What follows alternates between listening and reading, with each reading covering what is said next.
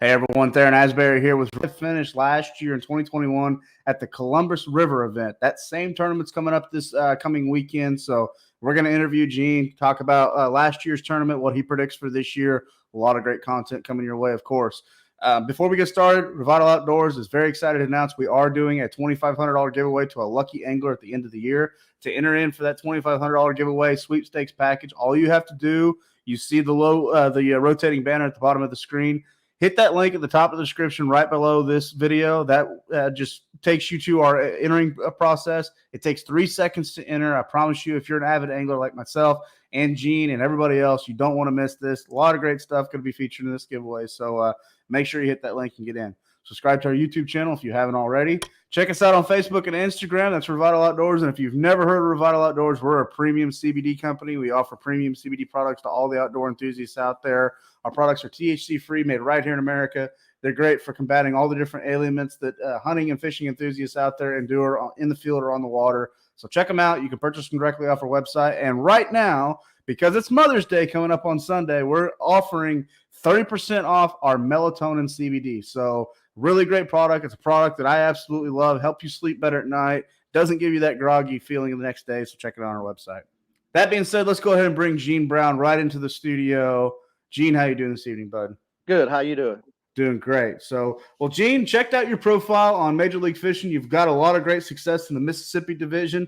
You've got a lot of great success from the Columbus River events in the past. So tell us a little bit about the Columbus River. You know, what were you able to put together last year for your top 5 finish? What do you predict for this year, maybe? Well, last year we had a lot of flooding. The water was way up, and during practice, everybody was hitting a lot of back holes. It was easy to get to.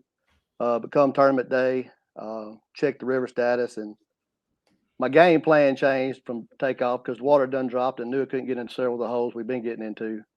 So I just went and tried to find clean water and just pretty much basically just flipped all day, just finding clean water in different areas, way back in sloughs. And that's basically what I did to get to top 5.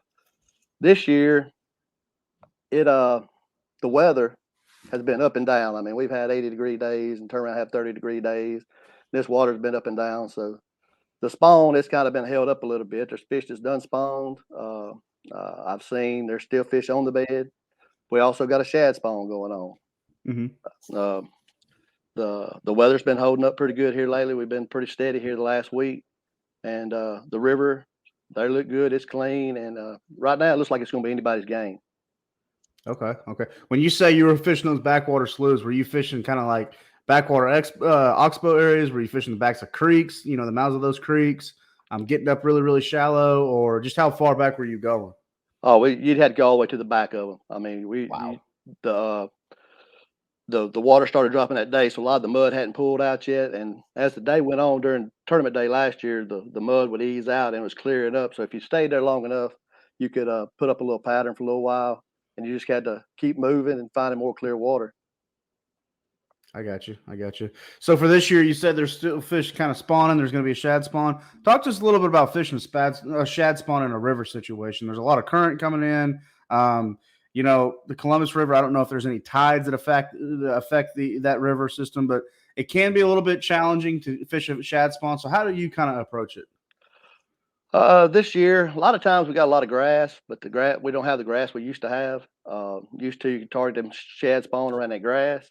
Mm-hmm. And you throw a frog, swim jig, something like that, and it's pretty easy. But right now, you're not getting the wads of shad in one spot. You just have to cover a lot of area. You'll see little shad flick here and flick there. It's kind of making it a little more difficult to fish the shad spawn itself. I'm probably looking more at post spawn fish. There's so many gar and stuff hanging around the shad spawn too right now. It's kind of hard to do anything with it. But somebody will fall on the right shad spawn. If you find the right spot, it'll be piled with fish. Okay, I got you. So, in terms of just how the Columbus River fishes, are you obviously you're fishing for largemouth? Are you just trying to look for bait and try to find those pods of fish, you know, related to that bait, or are you covering a lot of water, or you know, how can an angler that's never been there really kind of not get lost?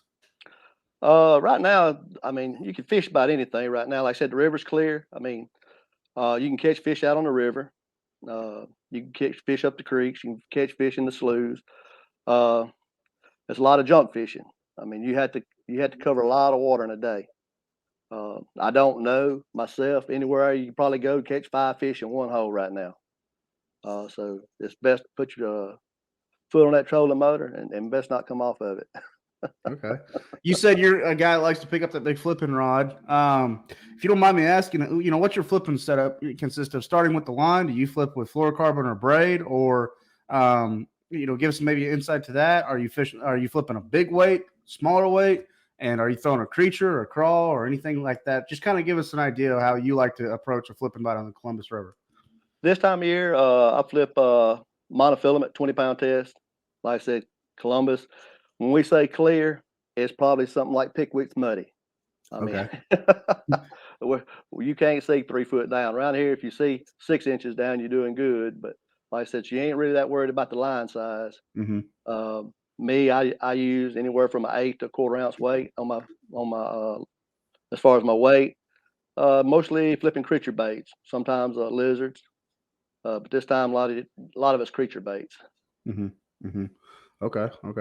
And coming up this tournament, we talk about flipping a bunch. You said junk fishing. When I hear junk fishing, spinnerbait, buzzbait, maybe chatterbait, stuff along that line. What about as a co-angler? Let's say you're a co-angler in this event, going into this tournament. Your boater doesn't tell you a whole lot. You want to go out there. You're just trying to get 5 bites. What are you throwing as a co-angler? If I was a co-angler, I'd be probably throwing something just a little bit different than the boater. Like I said, if he's throwing a creature bait, maybe throw a lizard or a worm. If he's fishing fast enough with his plastics, you can throw a spinnerbait behind him, buzzbait, frog. Just mix it up a little bit, like I said, because right now they're on anything. I mean, on the deck of the boat right now, I've got plastic, I've got spinnerbait, buzzbait, frogs, crankbait. You name it, it's up there right now. So sounds like you got the kitchen sink. That's right.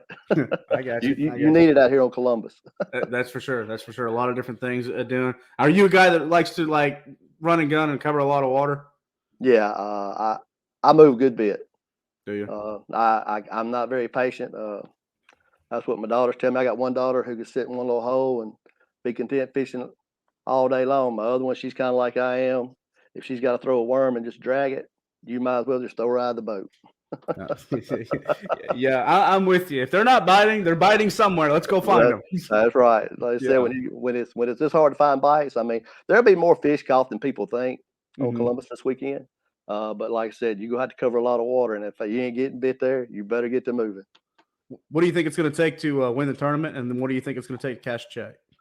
I believe somebody have 17, 18 pounds. Get a check, I'm figuring probably around 9-10 pound range. Okay.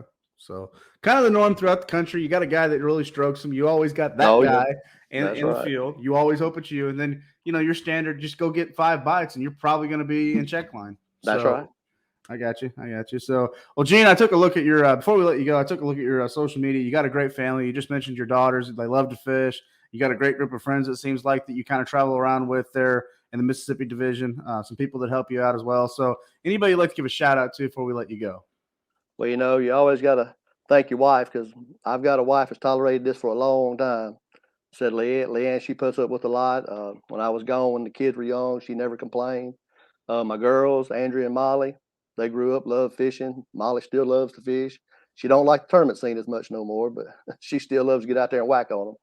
And but just that's what I really like to thank. If your family's behind you, it's hard to do this. Absolutely. So, and Gene, I want to thank you personally, as a representative of Revital Outdoors, as a fellow angler myself. I want to thank you for taking your kids fishing, because it's the greatest sport that any parent can introduce their kids to. You never know where it's going to lead them. I never knew where I'm at today. My dad taking me fishing back when I was 6 years old, and when I kind of got started fishing, I never knew it would develop into today. And if more parents take their kids fishing, I think there'll be less problems in this world. And I can damn sure tell you that if you make your kid fall in love with fishing, they'll never have any money to get themselves in trouble. That's exactly right. So, well, Gene, I really appreciate you coming on the podcast. For all the listeners out there, you've been talking to Mr. Gene Brown, a top 5 finisher from last year's Mississippi Division BFL tournament on the Columbus River. Again, that same tournament's coming up this coming weekend. So we wish Gene and all the other anglers the best of luck with the Mississippi division. Don't forget, before we let you go, make sure you subscribe to our YouTube channel. We got a lot of great content still yet to come. We're still early on in the season with the BFL tournament scene, so make sure you subscribe. You see that rotating banner below this video. Hit that link at the top of the description. Go ahead and enter into that $2,500 giveaway. We got a lot of great things happening with that giveaway. Revital Outdoors, we got Cigar Line, some other companies in the fishing industry that we're working on getting together for that. So that lucky angler is going to win that prize package at the end of the BFL season, but you got to enter in to be eligible to win. So from all of us at Revital Outdoors, thank you for tuning in to another wonderful podcast. I'm Theron Asbury. Be safe out there. God bless. We'll talk to everyone very, very soon.